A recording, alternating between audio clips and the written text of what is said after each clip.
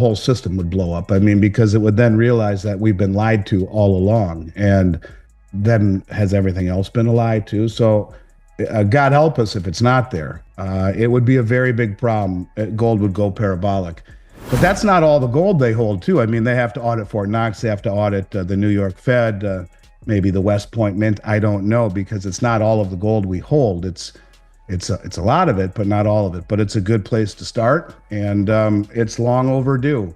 Let's hope it's there. Most people in this industry for a long time has thought it wasn't there. But if he did a live stream and showed everyone and it really wasn't there, it would be very big problems. Gold would go to the moon immediately by the day. And that's why we're talking about revaluing gold, and we're seeing such overt moves by the administration. In today's news recap, JP Morgan says central bank buying will drive gold to all-time highs. JP Morgan strategists expect gold prices to move towards $3,000 per ounce in 2025. JP Morgan strategists say there are multiple macro scenarios that will likely push gold prices higher in 2025. But after a 30% rally in 2024, some investors are skeptical about where demand will come from with prices at all-time highs. The key will be from central bank buying and gold exchange traded funds inflows, according to JP Morgan's head of base and precious metal strategy, Gregory Shearer. Central banks aren't done with gold yet, with added political uncertainty likely helping to stoke a revival into 2025, he said in a recent note.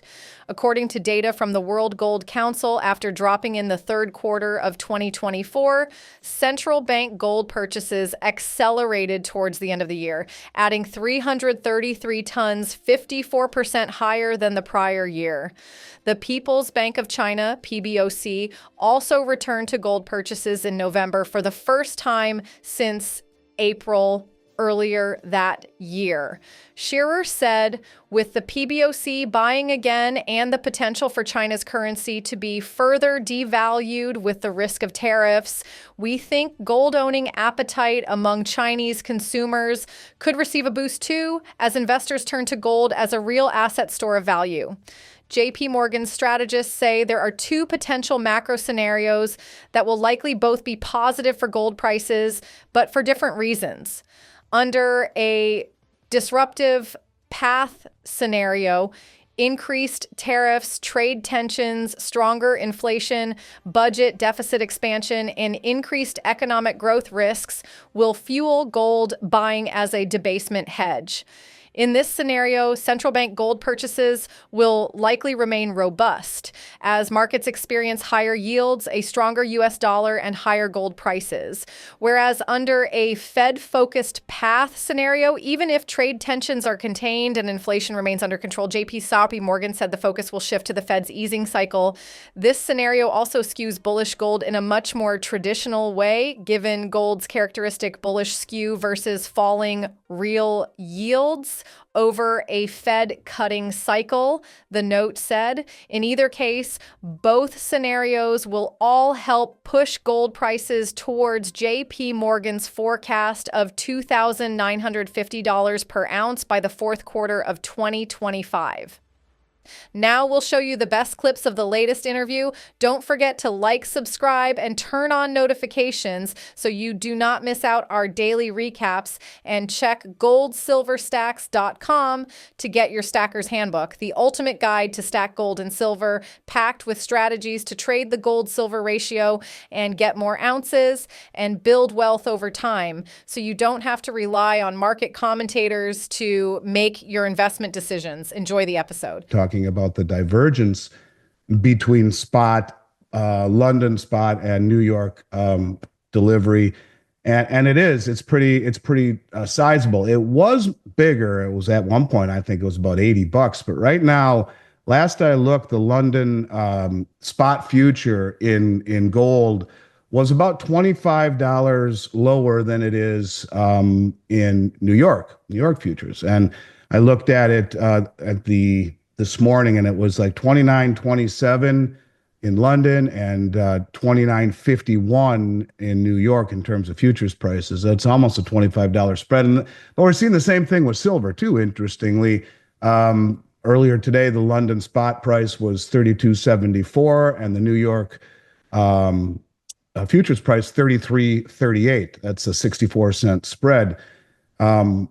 It's becoming, I think, a little bit more obvious what's going on here, and I don't know how easy we're going to see bars continue to flow this way under the guise of tariffs. But we're not seeing bars being repatriated for tariffs. These bars are being reshored. We're restocking the coffers. I don't believe that it would be, if it's coming from London, they're not doing it to preempt the audit at Fort Knox, because they would be 400-ounce bars that would be coming from London. They would have to go by way of a refining, either to the Royal Canadian Mint, but most likely to, more than likely, to Switzerland, and they would come in the form of 100-ounce bars. We're also repatriating them from other parts of the Orient and all around the world. We're bringing in as much as we can. In fact, we've become net importers, as we've talked about. But really what we see, in my opinion, is we will begin to see investors or big players begin to lose confidence in the paper gold markets. Maybe we're already seeing that, where, there's 3 or 4 or 5 or however many contracts issued per bar. And I think what people are realizing is that physical possession is very important right now. And this could very quickly push prices considerably higher, as there is a scramble for physical. And it could put some of these banks, these clearing banks or bullion banks, to the brink of collapse or default. This is an existential threat to these banks, which in my mind would trigger a cascading event. Obviously, it would jeopardize the LBMA's ability to settle contracts, but at T plus 8 weeks right now, you could argue it already is a default. And this is the largest over-the-counter market in the world for gold. Most of the transactions there are settled in paper rather than physical, but now we're beginning to see a cascade of delivery demands, which very quickly can expose the whole system. In today's news recap, Morgan Stanley says this key factor pushing gold to record highs is now the single biggest risk. Morgan Stanley said the main driver of gold's epic bull run since 2022 is central bank buying, but this could reverse on one risk factor. Gold's record-thumping bull run could be about to reverse if U.S. President Trump forces Ukraine and Russia into a peace deal that heals geopolitical divisions and caps surging demand for the precious metal from major central banks. That's the view of Morgan Stanley strategists in a February 14th research note that said an end to the Ukraine war is the #1 downside risk to gold, which could send it 17% lower to $2,400 an ounce in a bear case scenario.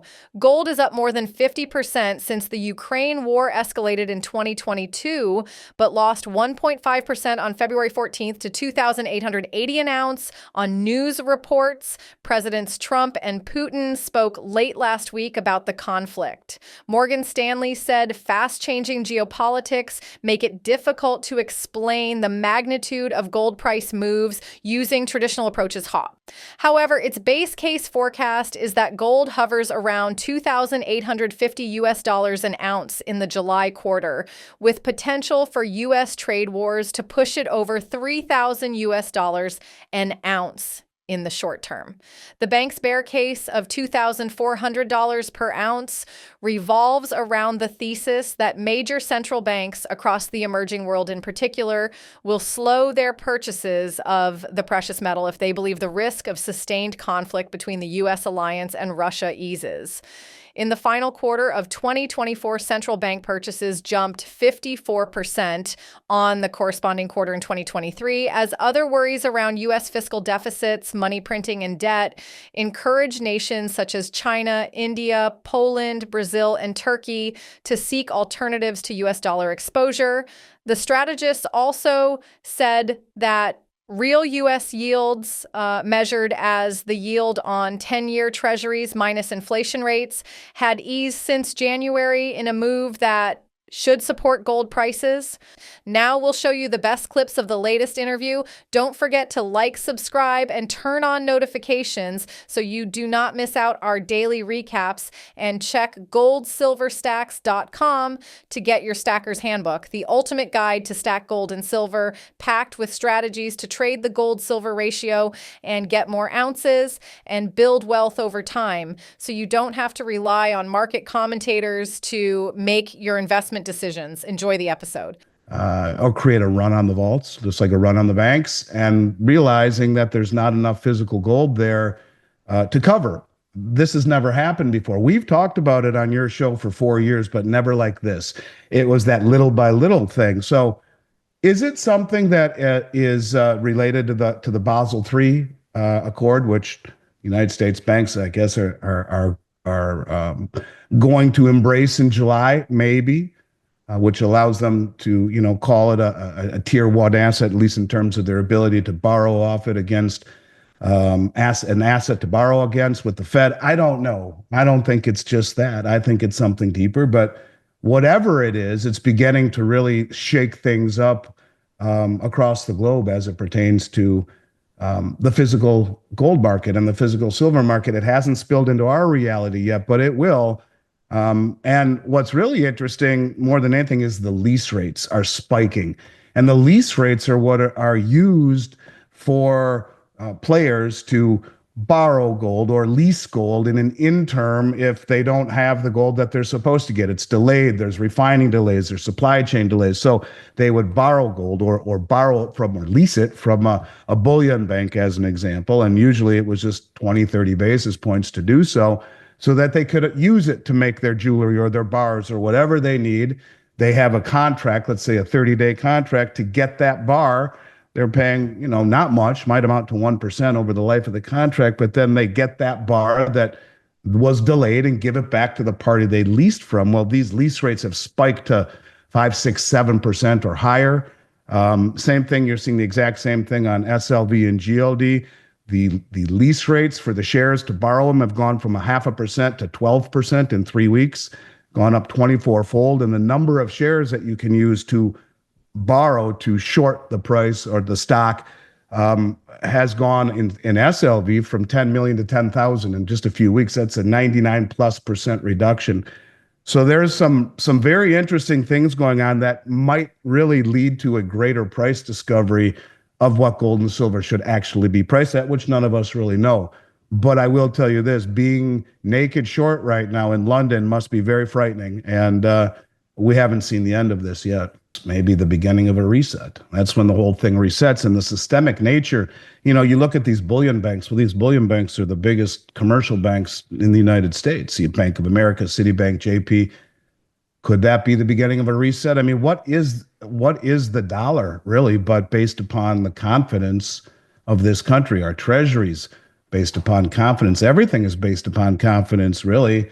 And that's the whole premise, I guess, of moving back towards issuing treasuries backed by gold so that they don't have to trust us any longer, but instead have the ability to stand for delivery on those treasuries at maturity in gold. So that's a big thing if institutions begin to lose trust. And you could argue that some may be beginning to lose trust right now in the Bank of England and the LBMA. And what could happen in a market that is dominated by paper settlement and these entities at the end, the person who went long. So if a bank like Standard Chartered or Deutsche Bank goes short and keeps going short with nothing behind it, knowing that the probability, if they keep doing this, that the long will just capitulate, they say, no, we'll stand for delivery, but I don't have the gold, they say. Well, that's a problem.